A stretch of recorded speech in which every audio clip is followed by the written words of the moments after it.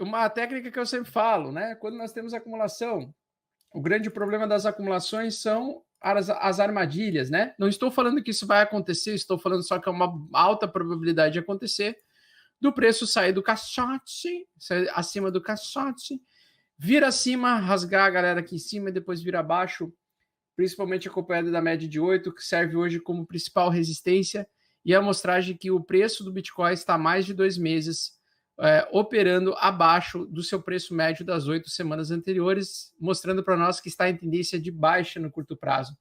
Comentei também que para quem está entrando no mercado, queria comprar de qualquer jeito, né? Coloque stop abaixo dessa barra aqui, porque ele não pode perder essa barra aqui. E tá com cara de que vai perder, tá com cara de que quer desvalidar a barra. O mercado está com muita cara e coragem, né, de perder a região 68 de Fibonacci. Se ele conseguir resistir e validar, ele conseguir se manter acima dessa região até hoje às 9 horas da noite, a probabilidade de alta amanhã, tá? Se ele conseguir se sustentar acima dessa região. Se ele perder essa região e fechar o diário com essa região perdida, essa região do 68 de Fibonacci, aí nós vamos ter problemas, porque possivelmente, provavelmente, o preço do Bitcoin vai despejar, indo pela quarta tentativa de testar esse suporte mais forte, para servir como agora rompimento. E essa região em que vocês estão enxergando, ela poderá, né, se o Bitcoin vir realmente buscar essa região aqui embaixo, a região aqui embaixo, nessa tendência de baixa, ele vir buscar essa região dos 20 mil dólares, essa região vai ser a região de bull trap, vai ser a região onde, na tentativa de retomada de alta, ele vai resistir, voltar a fazer o pivô de alta e aí sim romper a média de 8 lá na frente, tá? Então, assim, qual é a expectativa? A expectativa é que se hoje fechar acima da região 68 de Fibonacci, a gente ainda vai estar dentro daquele canhão de luz. O canhão de luz! O canhão da alegria, né? O canhão de luz da alta infinita. O pessoal deu risada hoje de manhã com o canhão de luz. Mas o canhão de luz é o garfo de Pitchford. Tá? Então você pega o fundo aqui máximo, traça aqui. Ai, traça? É, traça. Aí tu vem aqui, ó. Tu traça aqui, beleza? E aí o que acontece? Se ele vir aqui, ó, a barra perder essa região, ela não pode perder essa região do canal de altinha aqui que ele está tentando fazer, tá? Não pode perder esse canal. Se ele entrar na região verde mais clara, ele vai aumentar em muita probabilidade de queda, principalmente perdendo esse fundo anterior aqui, tá? E, logicamente, se ele perder, ele vai vir rasgando esse fundo aqui novamente, né? Fazendo pullback aqui para rasgar o fundo e buscar lá a rasgar o fundo. Ai, pai, para! Mas ele vai lá e rasga o fundo, tá?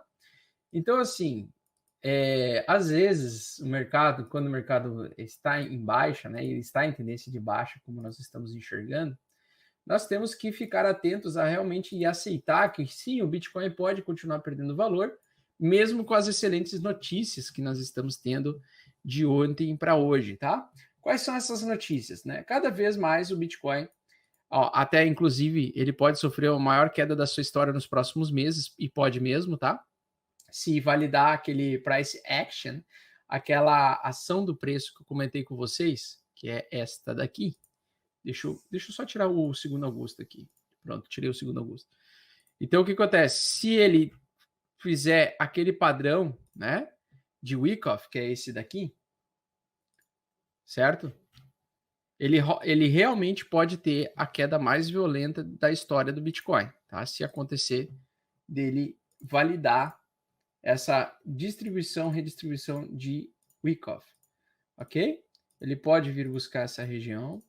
E realmente nós estamos com uma pressão de venda muito forte, né? Em nenhum momento está aparecendo grandes intenções de compra do mercado. Então ele tem que reagir à compra a qualquer momento. Caso contrário, ele vai vir buscar lá embaixo, de fato, podendo vir buscar até os 17, 18 mil dólares por unidade, caso ele complete toda essa onda, o movimento dessa onda, dessa acumulação, tá?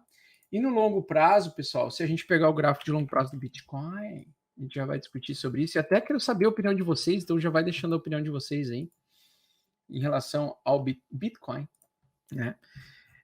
Acontece o seguinte, o escalar logarítmico é alto aqui.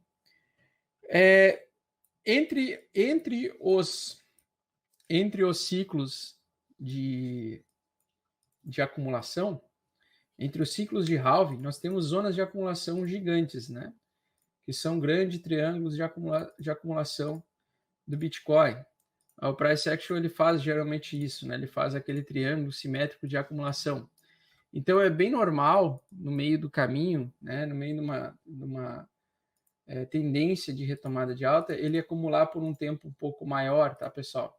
Ele vir realmente buscar aqui embaixo nos 20 mil. Só que dificilmente ele até poderia buscar os 18 mil rapidamente, mas dificilmente ele buscaria abaixo do topo anterior, porque o topo anterior do Bitcoin, ele geralmente age como o principal suporte a cada ciclo de halving, tá? Então, sempre quando nós temos um topo, né, ele geralmente volta ou se aproxima de ser retestado para o preço continuar subindo. Então, a minha expectativa é que, se mesmo que a gente caia, né, e caia forte, perca mais 50% do valor comparado ao preço de ontem, né, de 40 mil, nós temos que buscar, no máximo, a região dos 20 mil, ou seja, não pode ultrapassar o topo anterior.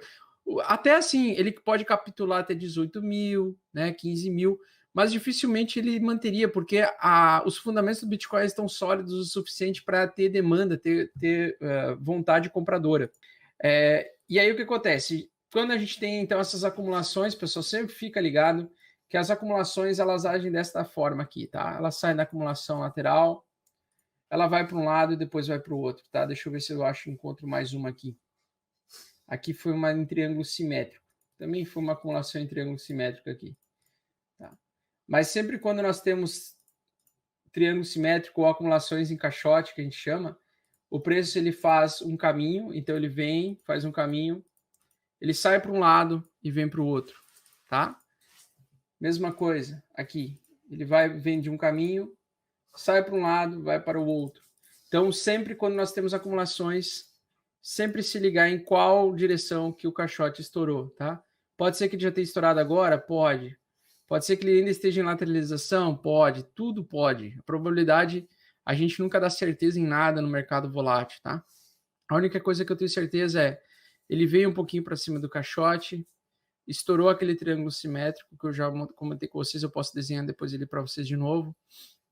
E agora ele está tentando perder a mínima desse preço aqui para tentar liquidar todo o mercado que já ficou apostando em alta depois dessa última barra dos últimos dias, tá? E aí, liquidando todo mundo aqui, ele começa a fazer um novo fundo aqui embaixo e depois para frente ele consegue voltar à tendência, tá? Então, ele entra em um longo período de acumulação. É ruim para o Bitcoin isso aqui, porque a região dos 30 mil e 28 mil é justamente a região de suporte mais forte do Bitcoin no mensal, tá? Então, isso poderia provocar um período maior ainda, né, um período prolongado de acumulação, ou seja, o preço ficar acumulando por um período maior, bem maior. Aí lá na frente, talvez bem no final do ano, tipo novembro, outubro, novembro, dezembro, ele volta a subir, ou mais ainda para frente, de início do ano que vem, por exemplo. Tá? E aí ficaria numa água de salsicha violenta. Então, como a gente não tem como prever o futuro, a gente só consegue atualizar as barras dia a dia. A única coisa que me preocupa é ele não pode perder, para quem quer ver alta do Bitcoin agora no curto prazo, ele não pode perder essa região aqui, tá? Essa barra inferior aqui, você pode marcar aí no seu gráfico, por exemplo, porque caso ela perca, ela vai evoluir para uma grande pernada de baixa aqui. Se ela vir perder assim, ó, tá? Ele vai evoluir para uma grande pernada de baixa. Muito importante, existem dois tipos de queda, tá? Tem a queda com volume, que é uma queda repentina, com forte movimento projetado, rompimento verdadeiro, que é quase verticalizado, como essa daqui. Essa é uma queda que acontece muito sazonalmente, é raro acontecer quedas tão verticais assim, aconteceu com frequência nas últimas semanas, né? Agora nos últimos 2 meses. Mas o que acontece? A queda que a gente quer ver, caso ela perca de fato, né? Caso a gente está falando de probabilidade, caso ela perca de fato, caso ela perca a tentativa de retomar a tendência de alta aqui nesse canhão de luz aqui, a gente tem que torcer para que a queda seja com calma, suave, tá? Com pullbacks, porque isso é indicativo de que a força vendedora está perdendo a sua força. Aqui a força vendedora é muito forte mesmo. Mas quando nós temos as quedas com lateralidades, isso mostra que a ponta compradora está começando a ganhar um pouquinho de força mesmo com a venda, ou seja, o mercado está desistindo de vender e querendo entrar em compra somente. E aí, quando todo mundo quer compra novamente, a tendência volta a ser de alta. Tá? Lembrando que a gente analisa sempre um gráfico que depende de milhares de emoções de pessoas, diferentes ações de pessoas que estão vendendo e comprando a todo momento, tá? Tirando os holders, é claro, que os holders só compram e não vendem, né? Então, essas quedas, existem quedas muito diferentes, tá? Essa é uma queda, por exemplo, que eu quero ver. Eu gostaria de ver uma queda assim, por exemplo, com ruído, com volume descendente, perda de volume vendedor ao longo do tempo. O que eu não quero ver é uma outra projeção de perda dessa força aqui, tá? Então, se ele for caindo, lateralizando, não tem problema. Agora, se ele cair de uma vez, é um problema, tá? Aí vira crise o negócio, aí vira crise, tá? Então, sempre temos quedas diferentes, quedas verticais de crise e as quedas que promovem uma alta lá na frente, que são esse tipo de queda assim, ó. Queda sem muito volume, sem muita verticalidade. Ela até evoluiu um pouquinho no final aqui, mas produziu fundo e aí o Bitcoin retomou a tendência de alta aqui provisoriamente.